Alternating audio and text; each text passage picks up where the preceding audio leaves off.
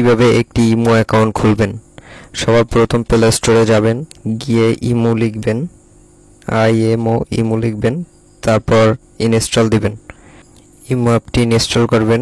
যেহেতু আমার ইনস্টল করা আছে তাই ইনস্টল করতেছি না। এবারে ইমো অ্যাপটির ভিতরে চলে যাবেন। এবার আপনার ফোন নাম্বারটি বসাবেন, ওকেতে টিপ দিবেন।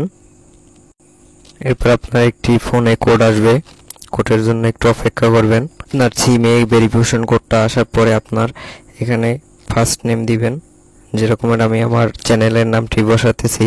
আপনি আপনার নামটি বসাবেন। বসানোর পরে টিক চিহ্ন এখানে একটা ক্লিক করবেন, প্রোফাইল পিকচার দিবেন, অ্যালাউ করে দিবেন।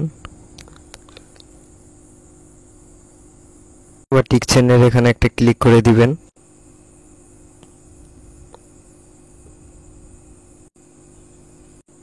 এভাবেই খুলবেন ইমো অ্যাকাউন্ট।